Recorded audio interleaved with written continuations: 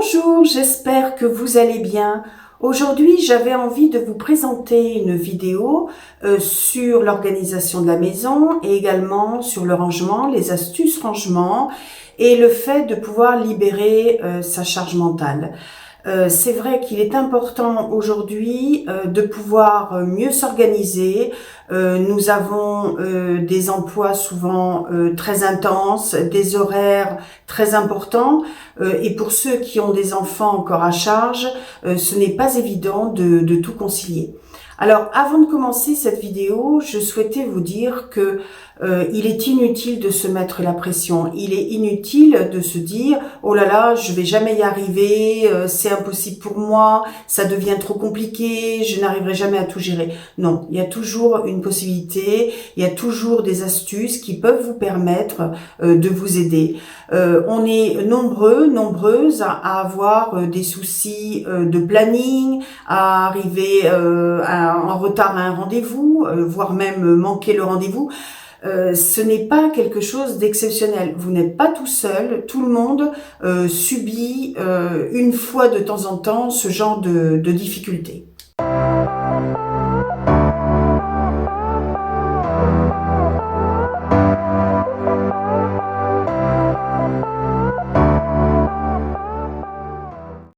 À mon sens, il est important pour libérer sa charge mentale et pour avoir une bonne organisation de pouvoir attribuer des fonctions bien précises dans les pièces de votre maison. On va commencer, je pense, par la pièce principale.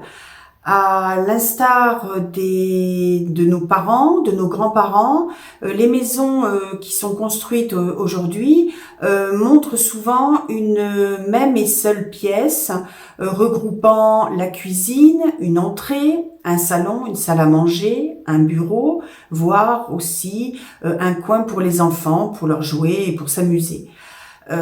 Ces fonctions dans cette même et seule pièce doivent être bien identifiées. C'est-à-dire que par des astuces de décoration, comme par exemple mettre une couleur sur un mur, par des astuces de décoration comme un tapis, par une jolie décoration que vous mettrez sur une table, par exemple votre table de salle à manger, vous pouvez mettre une coupe avec des bougies, des plantes. C'est important de donner une fonction à chaque endroit de cette même et seule et grande pièce.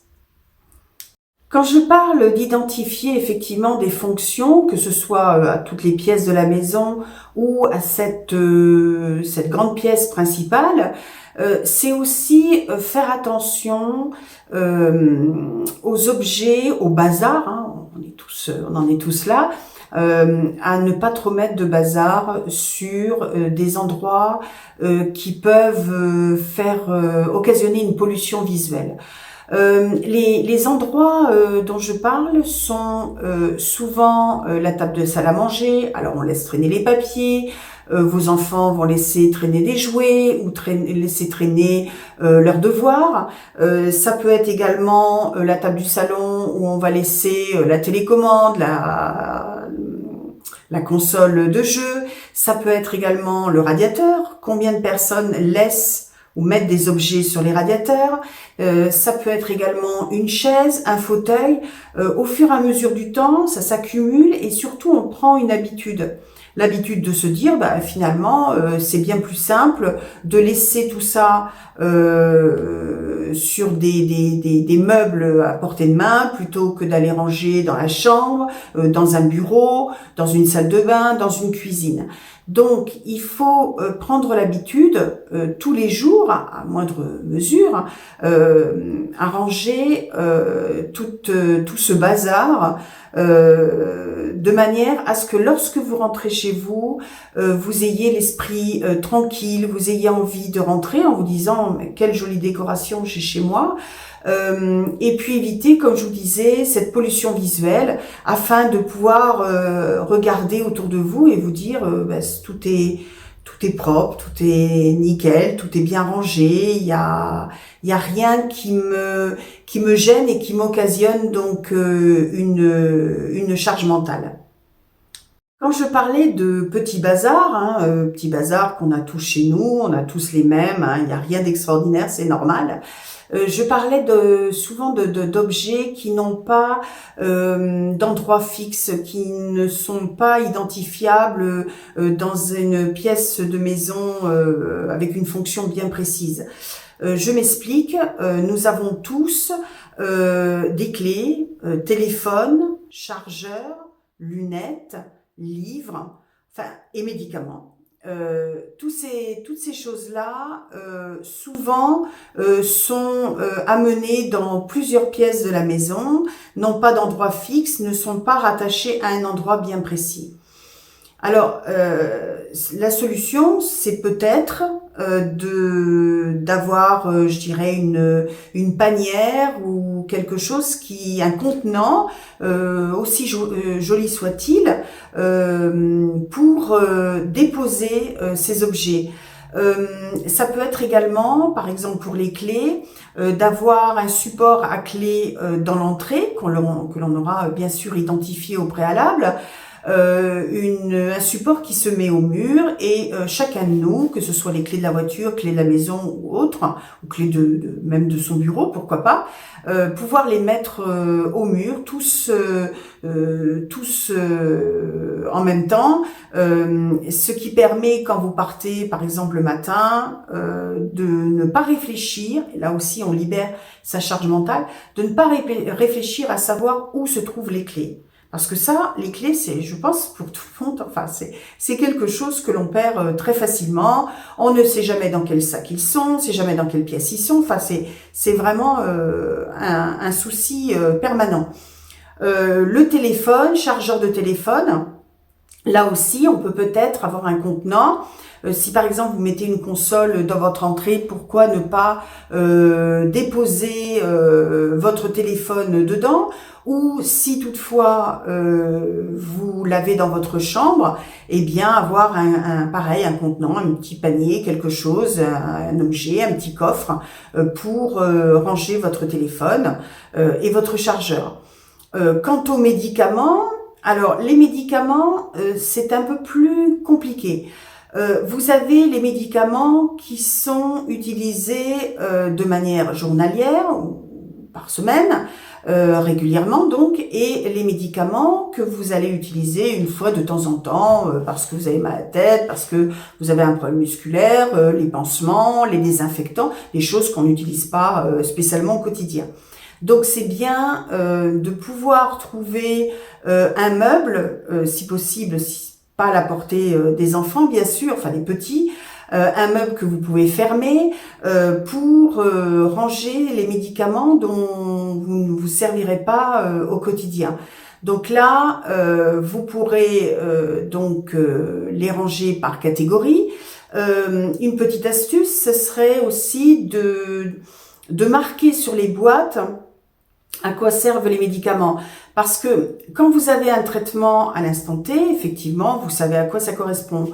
2-3 mois après, honnêtement, personnellement, en tous les cas, je ne me souviens plus si c'était un anti-inflammatoire, si c'était un problème pour l'estomac. Enfin, c'est bien de pouvoir marquer sur la boîte à quoi ça sert. Souvent, le pharmacien met la posologie, mais rarement il met l'utilité de ce médicament.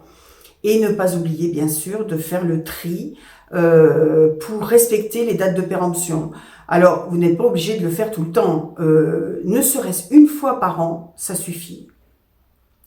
Ensuite, vous avez les médicaments que vous utilisez tous les jours, toutes les semaines. Et là, il est possible de trouver un petit bac de rangement que vous mettrez à un endroit, je dirais, important pour vous lorsque vous les prenez, ces médicaments. Souvent, on se rend compte que les gens prennent leurs médicaments ou dans la salle de bain ou dans la cuisine.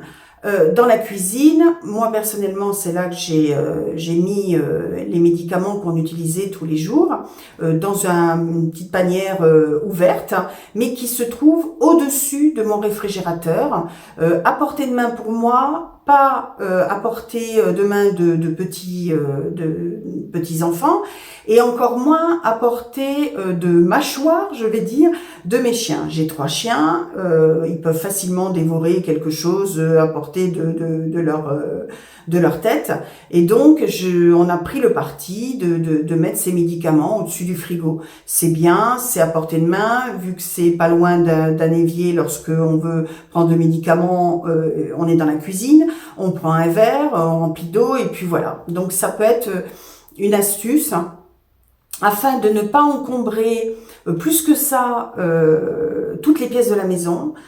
Tout le monde a ses médicaments dans cette panière, tout le monde sait que ces médicaments sont dans cette panière, ce qui évite d'en mettre dans la chambre, dans la salle de bain, pourquoi pas dans son bureau, dans son sac à main, partout. Dans le salon, salle à manger, la cuisine. En fait, les médicaments, c'est quelque chose que l'on a dans plusieurs pièces de la maison, bien souvent, et ça peut même engendrer le fait d'avoir des médicaments qui se périment très vite, et donc de prendre des médicaments périmés, c'est pas tip top, hein. Parmi les affaires autres que les clés, les chargeurs, les lunettes, que l'on peut aussi trouver arrangées dans un endroit précis de la maison, une chose qui pollue beaucoup toutes les pièces de la maison, ce sont les papiers. Alors, c'est vrai que quand on a des soucis d'organisation, on se rend vite compte qu'on oublie ses rendez-vous, qu'on oublie donc de payer ses factures. Et le fait d'amonceler sur une table de salle à manger ces papiers, je pense que ça peut rebuter en se disant « Ah non, là je rentre du travail, j'ai pas du tout envie de m'y mettre ». Peut-être trouver une solution aussi de rangement, c'est-à-dire des chemises avec donc une fonction précise dessus, pouvoir les ranger à un endroit sur des étagères, donc dans une bibliothèque, pourquoi pas dans votre bureau, et les ranger de manière à ce que vous utilisez régulièrement comme pochette, par exemple les factures d'électricité, de gaz, etc., de téléphone, les mettre devant plutôt que derrière. Donc derrière, vous mettrez tous les papiers qui vous servent très rarement, je sais pas moi, les garanties, également tout ce qui touche, je sais pas si vous êtes propriétaire, tous les actes que vous avez de vente ou d'achat de la maison.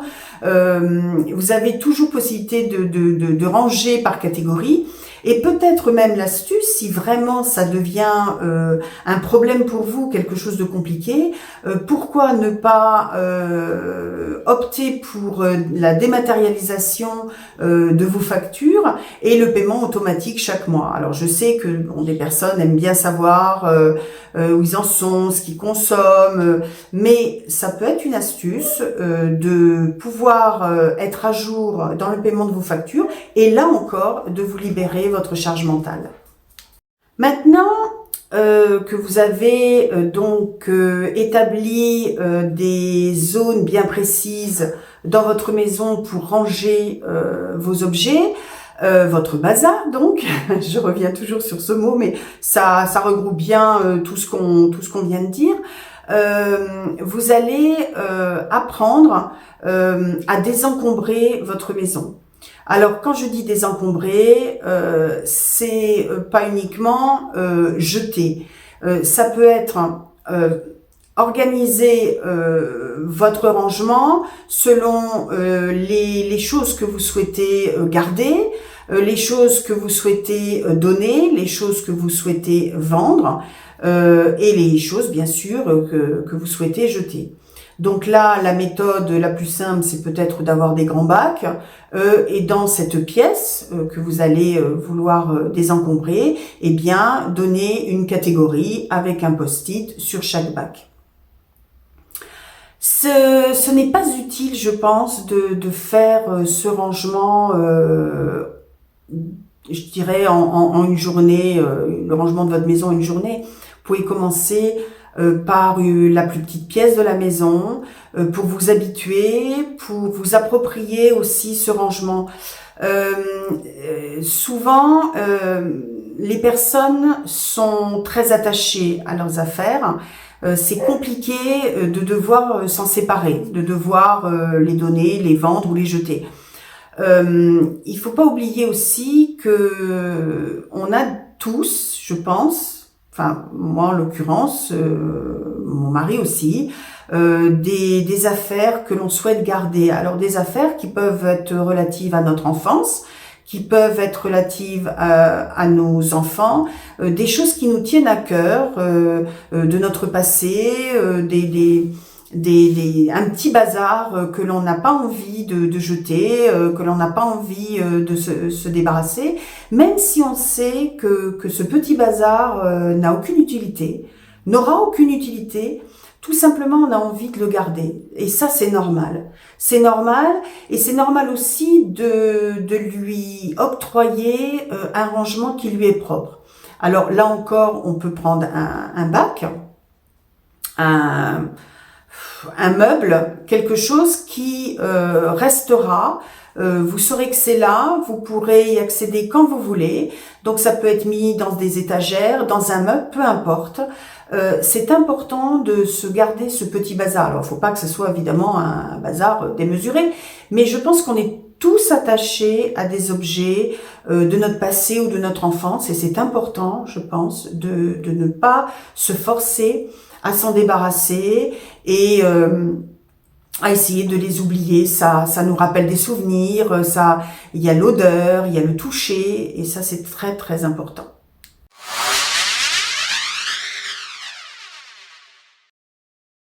Ensuite, quand vous allez commencer à vouloir désencombrer et ranger une pièce, il faudrait penser au préalable à préparer justement ce que vous allez faire. Préparer, c'est-à-dire amener à côté de vous une paire de ciseaux, du scotch, des étiquettes, un stabilo, un sac poubelle, l'aspirateur, des chiffonnettes, tout ce qui peut vous permettre de vous occuper de cette pièce et de ranger de manière la plus efficiente possible. Pourquoi préparer toutes ces choses?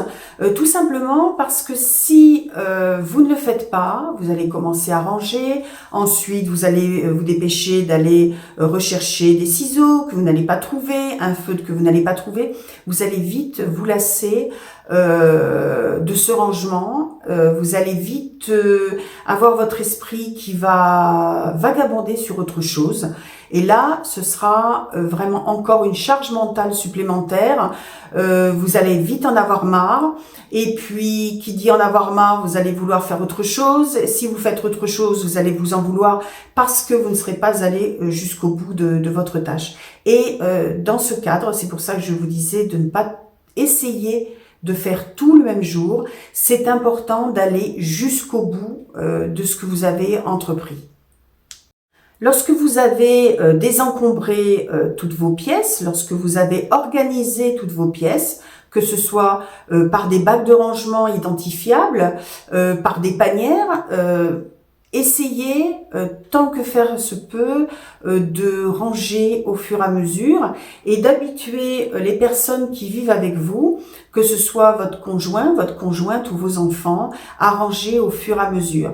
Il n'y a rien de plus satisfaisant, même pour un enfant, de se dire que sa chambre est bien rangée, elle est bien décorée, il aura envie d'y aller. Si le rangement n'est pas fait régulièrement, si la chambre n'est pas propre, automatiquement votre enfant va vouloir envahir une autre pièce comme le salon ou la salle à manger.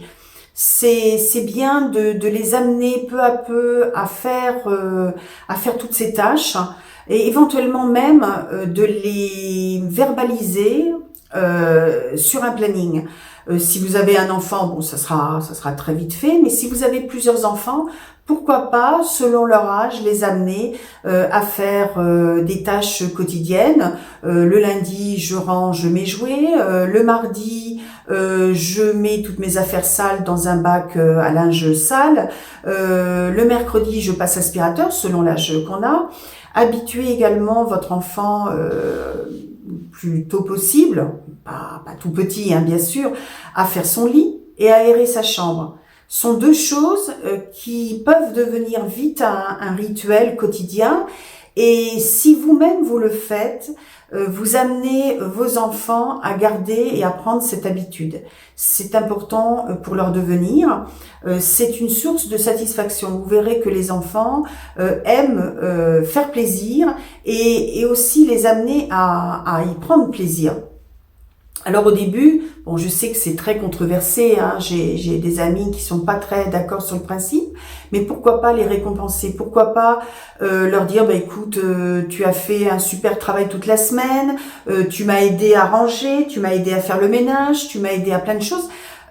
Pourquoi ne pas les récompenser, leur offrir une place de cinéma, leur offrir un nouveau jeu vidéo. Alors je dis pas de faire des choses importantes, ça peut être même une tablette de chocolat, ça peut être très simple, mais pourquoi pas aussi les gratifier, parce qu'après tout,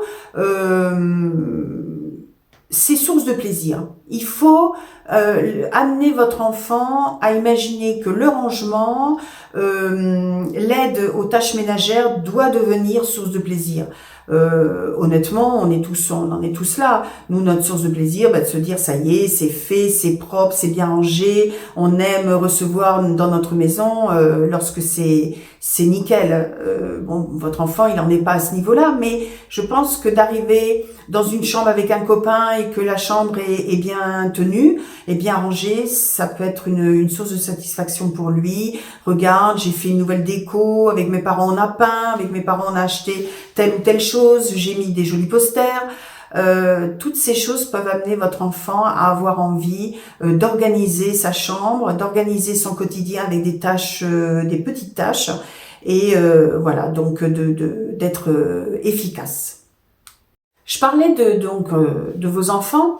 Il est compliqué pour des personnes qui ont des maisons avec un étage ou voire 2 étages, d'amener les enfants à tout ranger leur petit bazar qui se trouve au rez-de-chaussée et qui normalement devrait se trouver dans leur chambre. Alors pourquoi pas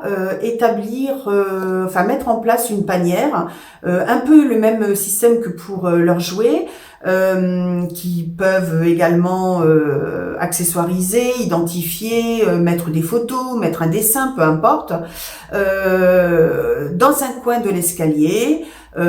S'ils sont un peu plus grands, pourquoi pas mettre leur prénom dessus. Et puis comme ça, une marche pour l'un, une marche pour l'autre, etc. Et lorsqu'ils vont se coucher le soir, rien ne les empêche de mettre tout leur petit bazar dans ces panières, de les emmener avec eux pour ranger dans leur chambre. Ça évite les va-et-vient, genre oh non, je suis couché, j'ai pas envie d'aller chercher mon téléphone, j'ai pas envie de chercher mon livre, c'est leur simplifier la vie, simplifier votre vie. Et là aussi, libérez votre charge mentale parce que vous n'aurez pas besoin de vous fâcher, de leur courir après. Ça peut être sympa. Ils ont leur panière. Le matin, quand ils redescendent pour le petit déjeuner, ils prennent leur panière dans leur chambre et la mettent dans le coin de l'escalier. C'est tout simple, c'est une petite astuce et puis ça peut éviter bon nombre de disputes. Une petite astuce aussi d'organisation et de rangement à la fois. Il s'agit du linge sale. Pour ma part, j'ai mis en place 2 bacs différents en tissu qu'on a acheté chez Ikea, des bacs souples, un blanc et un couleur plutôt taupe marron.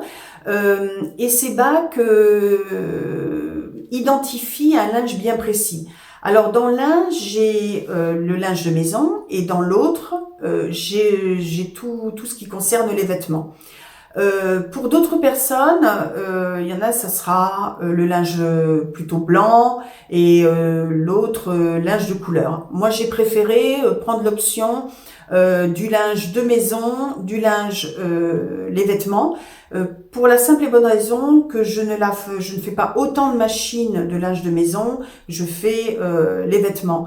Et c'est la même chose pour les panières. Lorsque mon linge a séché, que ce soit sur le fil à linge dehors s'il fait beau ou dans mon sèche-linge, là aussi je range tout ça dans des panières bien précises, de façon à repasser vraiment de manière plus rapide le linge, les vêtements, et de manière plus épisodique le linge de maison. Afin d'éviter, parce que franchement, je vous cache pas que moi le repassage c'est vraiment ma bête noire. Donc pour me faciliter au maximum les choses, soit je mets à sécher mon linge sur le fil, comme ça j'ai juste, je dirais, je le mets dans la panière, je le range, je le plie le mieux possible. À la limite, ça me facilite le repassage, ou même ça m'évite de repasser.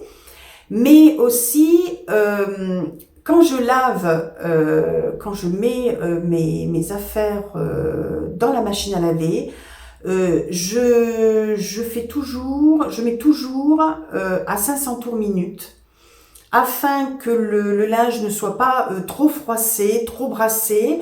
Et donc quand je le sors, je dirais qu'il est impeccable. Et si je le mets sur un étendoir bien comme il faut, ça peut m'éviter le repassage. Et de la même manière, si par exemple on est en hiver, je le mets dans le sèche-linge, j'évite de le sécher trop fort, de manière à éviter à ce qu'il se froisse davantage. Maintenant, je vais mettre mes lunettes. Ah, voilà. Parce que sachez que j'ai tout écrit sur un cahier. Alors, on a parlé du désencombrement, on a parlé de plein de fonctions dans la maison. Je n'ai pas parlé du domaine des courses pour l'organisation. Personnellement, nous sommes que 2 à la maison, donc c'est pas trop un problème de faire les courses, je dirais, toutes les semaines.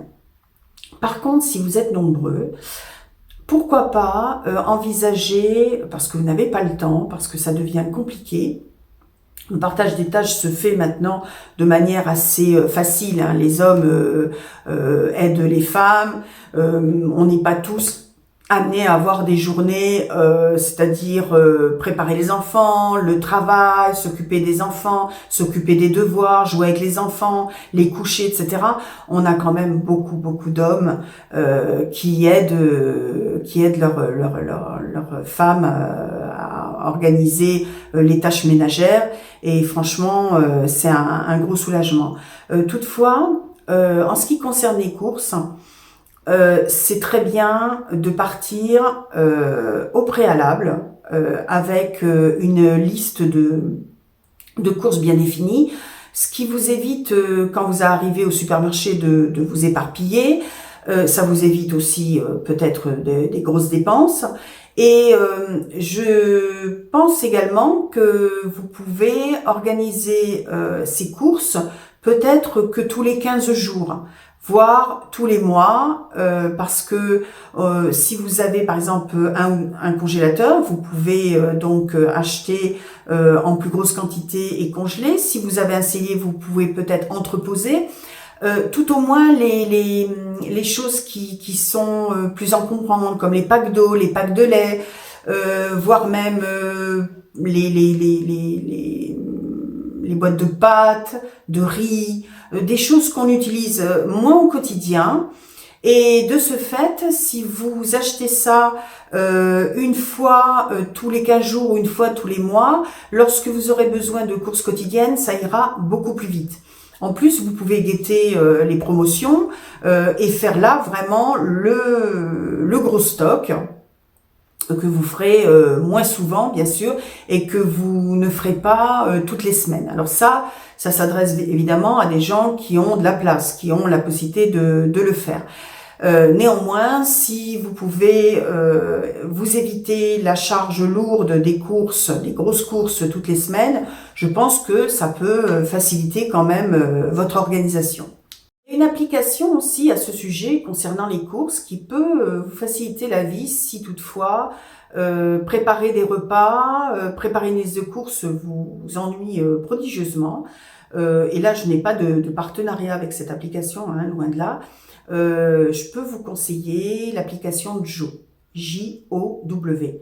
Alors, c'est une application sur laquelle vous allez mettre le nombre de personnes qui sont au repas. Vous pouvez choisir le nombre de repas que vous souhaitez, tout l'électroménager que vous possédez, et puis vous avez mine d'informations, c'est si vous n'avez que des adultes, des enfants, etc. Et à partir de là, Jow vous propose chaque semaine, voire même vous pouvez le faire sur plus de temps, vous propose des recettes. Ces recettes, vous pouvez les remplacer, vous pouvez les garder, vous faites ce que vous voulez, vous mettez le nombre de repas que vous voulez, peu importe. Ce qui est bien, c'est que Jow va vous faire une liste d'ingrédients dont vous avez besoin pour élaborer ces recettes qui sont franchement des recettes très bonnes, très simples et surtout très rapides. Donc, les ingrédients sont listés. Après, à vous, vous pouvez les supprimer. Par exemple, il vous faut de la crème fraîche, vous l'avez dans votre frigo, c'est pas la peine de l'acheter. Les proportions sont vraiment calculées justes. Je suis même très étonnée. Il n'y a pas de gaspillage et ça, je trouve que c'est précieux. Après, si vous souhaitez effectivement faire une portion pour 2 jours, bah, vous multipliez la recette par 2. C'est simple. Donc cette liste est ensuite ramenée à votre supermarché préféré. Au préalable, vous avez choisi de prendre tel ou tel supermarché, hein, je ne vais pas faire ici la publicité, et vous pouvez ensuite programmer le drive de toutes ces courses et aller les chercher au moment qui vous semble idéal. Par exemple, en sortant du travail, vous savez que vous avez vos recettes et vos menus pour toute la semaine et vous pouvez rajouter à cette liste toutes sortes d'ingrédients supplémentaires. Vous avez plus de papier toilette, vous avez besoin de lessive, ce genre de choses. Vous pouvez les rajouter bien sûr à votre liste. Et franchement, je trouve que c'est très efficient et surtout très économique. Alors, qui dit course, j'en viens donc à la cuisine. À la cuisine avec le rangement justement de toute cette épicerie sèche, des liquides, enfin ce genre d'aliments. Moi, j'ai opté plutôt pour un tiroir assez grand et vous pouvez dans ce tiroir acheter par exemple, je vous donne une astuce, vous avez, et là j'ai pas de partenariat, Action ou Jiffy font des boîtes en verre, je préfère le verre hein, parce qu'entreposer des aliments en plastique, je suis pas très fan. En verre, je crois que le dessus maintenant est en bambou. Entreposez donc votre riz, votre farine, enfin les aliments que vous utilisez le plus souvent, le sucre par exemple aussi, en marquant dessus avec une étiquette de quoi il s'agit. Moi, je les entrepose dans un grand tiroir. Si vous les entreposez dans un placard, eh bien, au lieu de mettre l'étiquette dessus, vous la mettez devant. C'est bien de mettre des jolies étiquettes, de les mettre de manière bien régulière. Là aussi, il faut tout préparer à l'avance. Vous mesurez, vous regardez un peu combien de contenants vous pouvez mettre. Et c'est toujours très agréable d'avoir ce genre de contenant parce que c'est joli, c'est efficace. On voit tout de suite ce qu'on a, on voit tout de suite où on en est. Et concernant l'ensemble de la réserve, nous, on a opté pour mettre tout dans notre garage, de la même manière que vous pourriez mettre tout dans un cellier, bien sûr, si vous avez la place. Nous, on a un garage qui donne dans la maison, enfin dans le couloir de la maison, et également dans ce garage, nous avons une porte avec une chatière, enfin une grande chatière, hein, pour que nos chiens viennent comme ils veulent. On a mis ce que j'appelle moi des coucouches paniers pour qu'ils puissent être tout confort. Mais surtout, cette pièce, nous l'avons aménagée de manière particulière. On a commencé donc par tout enlever, désencombrer, ranger. Ça, c'est un travail assez important et assez ardu. Et nous avons mis au sol des plaques gris anthracite épaisses d'1 centimètre, assez expansées. Et ça, on a mis ça sur tout notre sol de garage. En dessous, pour les endroits où il y avait des trous, il y avait des fissures, on a mis du sable fin pour bien combler. Et après, on a mis nos plaques et tout autour, on a mis il y avait des petites, des petites plaques pour faire une jolie finition. Et c'est agréable pour nous, c'est agréable pour nos chiens, et surtout ça permet de nettoyer, de laver, de passer aspirateur, de laver toutes les semaines, sans se battre sur un sol désagréable. C'est tout de suite propre, nickel. Je connais certaines personnes qui mettent un sol plastique, pourquoi pas. Et ce sol expansé, on l'avait acheté, si je me souviens bien, à Brico Dépôt. Donc, comme je vous dis, c'est des plaques qui s'emboîtent comme un puzzle. Donc, on ne les a pas collés, on peut les enlever, on peut les changer s'il y a un problème. Amortissent le bruit des pas de nos chiens, amortissent le bruit de la machine à laver, du sèche-linge, du réfrigérateur, et aussi isole du froid. Donc ça, c'est un petit plus que l'on a trouvé très intéressant.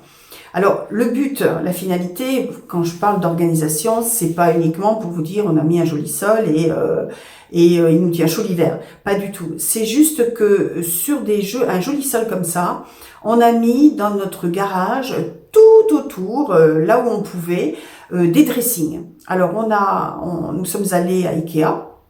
Nous avions les mesures de notre garage, les endroits où on pouvait mettre ces dressings, que ce soit en termes de largeur, en termes de hauteur. Et nous avons élaboré toute une pièce composée de dressings. Alors des dressings que l'on a laissés ouverts et juste, je dirais, fermés par un rideau pour éviter tout ce qui est poussière. Mais ces dressings ont une fonction, là encore, bien précise. C'est important d'attribuer à ces rangements des fonctions bien précises. Quand je parle de fonctions précises, on en a qui servent pour le linge de maison.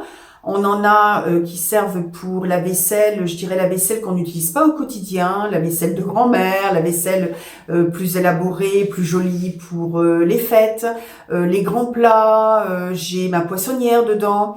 Ça peut être des électroménagers aussi qui sont encombrants, qu'on n'utilise pas tous les jours, c'est-à-dire le service à fondu, le service à raclette, chose qui, si possible, ne doit pas être installée sur le plan de travail de votre cuisine, parce que c'est pas quelque chose que vous utilisez tous les jours ou très régulièrement. Et puis, on a entreposé dans un dressing toute notre épicerie sèche, celle qui sert à réalimenter celle de la cuisine. On a mis également toute une partie pour nos chiens, donc leur collier, leur laisse, les croquettes, les friandises. Également, toute la partie ménager, c'est-à-dire les produits d'entretien, les éponges, le sopalin, le papier toilette, également la lessive, l'assouplissant, les blanchisseurs, enfin tout ce genre de bazar. On va revenir encore sur le terme de bazar. Et j'en ai un autre avec les vêtements, surtout les manteaux un peu lourds, un peu épais, qu'on n'a pas envie de garder dans un dressing parce qu'on n'a peut-être pas toujours, nous personnellement, on n'a pas de grand dressing dans nos chambres. On a mis aussi toutes les bandes dessinées parce que c'est des choses qu'on garde sentimentalement, mais c'est vrai, on les consulte très rarement. Donc ce dressing, ces dressings nous facilitent la vie parce que tout est rangé, tout ce qui est produits épicerie sèche, produits ménagers épicerie sèche, on les a étiquetés, mis dans des bacs, fermés ou pas, à portée de main, on voit tout de suite ce qu'on a, on voit tout de suite ce dont on a besoin, ce qu'il faut acheter ou pas acheter, parce qu'on voilà, tout est visible, identifiable. Et on a mis également un bac complet, alors là c'est abusé mais on l'a fait quand même, un bac complet avec tous les sacs de course, les sacs plastiques divers et variés. C'est vrai que maintenant on en trouve moins en supermarché, mais nous ça faisait des années qu'on les avait, qu'on les entreposait, on en avait partout. Enfin bon, on a tout mis au même endroit, on les a bien pliés, bien rangés, et franchement c'est très agréable parce que tout de suite on sait où les chercher, on sait où aller. Et là aussi, le réflexe, c'est une fois qu'on s'en est servi, de les remettre dans ce bac. On revient à la cuisine. Donc, la cuisine, c'est aussi un endroit souvent très encombré, très compliqué à ranger parce que vous avez quand même pas mal de foyers qui n'ont pas toujours de grands plans de travail. Alors, si toutefois vous avez tout de même un plan de travail assez étendu ou assez sympatoche, il est, je pense, indispensable de ne pas entreposer sur ce plan de travail de l'électroménager dont vous n'auriez pas besoin au quotidien ou très régulièrement. Je m'explique, comme je vous l'ai dit tout à l'heure, nous on a dressing, on peut y mettre le service à fondu là, ou alors on a également un appareil un peu style Cookéo, mais vraiment avec des fonctions très limitées. Ça peut être aussi l'appareil à gaufres, ça peut être le service à fondu. Ça, je pense que c'est pas quelque chose à garder sur le plan de travail de votre cuisine parce que vous ne l'utilisez pas souvent. Par contre, sur le plan de travail de votre cuisine, c'est bien d'avoir votre cafetière, votre machine à café.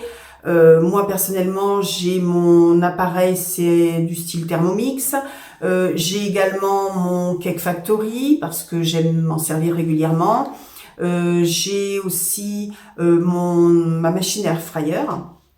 Et tous ces éléments, j'aime bien les avoir à portée de main parce qu'il faut pas se mentir, si vous ne les avez pas à portée de main, vous ne vous en servirez pas.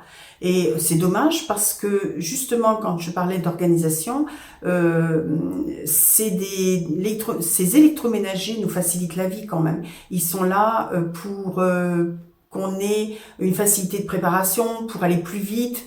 Je prends par exemple l'exemple du Cookéo. Je connais pas mal de personnes qui utilisent le Cookéo et franchement, ça leur a changé la vie.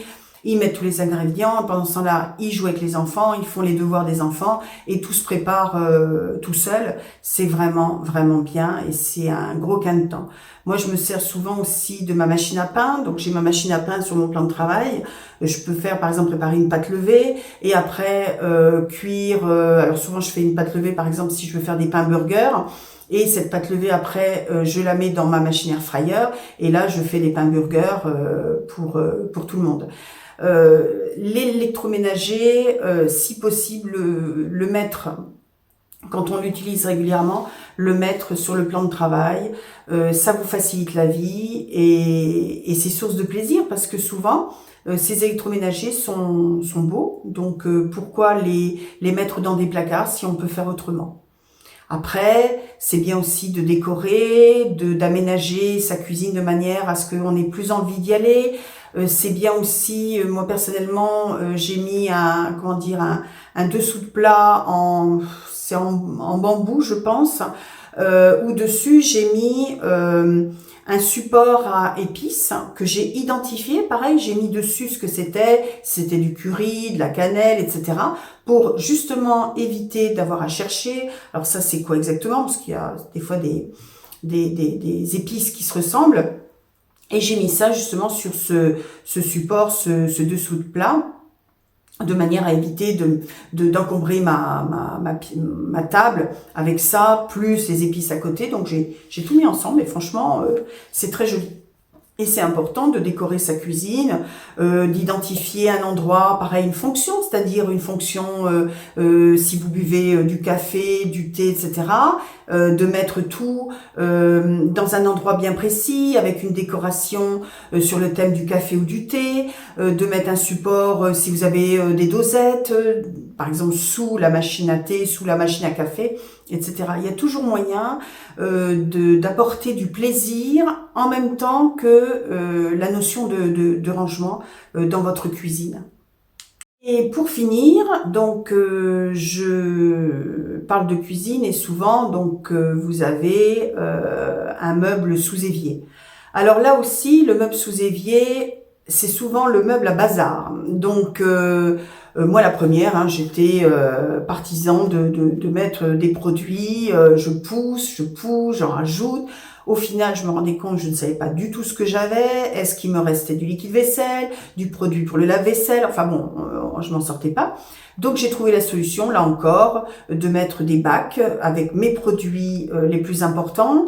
Au fond, des produits qu'on utilise moins, je sais pas moi, un produit anti-moustique, un détartrant. J'ai également, parce que j'ai souvent de l'humidité sous l'évier, j'ai mis mes pastilles lave-vaisselle dans une boîte fermée. D'abord, c'est une sécurité si vous avez des enfants, et puis franchement, c'est beaucoup plus agréable. Et là aussi, je sais où ça se trouve. Et là, j'ai aussi mis à l'intérieur des portes, enfin attaché aux portes, un petit bac en métal pour mettre les éponges, chiffonnettes. Donc là aussi, c'est à portée de main. Ensuite, de l'autre côté, j'ai mis des accroches pour la pelle, la balayette et on appellera ça un Swiffer, hein, afin que tout soit à portée de main. Et là aussi, cet endroit est identifié à des fonctions bien précises. Ça ne vous empêche pas néanmoins de limiter aussi les produits que vous allez utiliser, parce qu'on le sait tous, si vous avez, je dirais, du vinaigre blanc et du bicarbonate de soude, vous allez faire beaucoup de choses avec ça.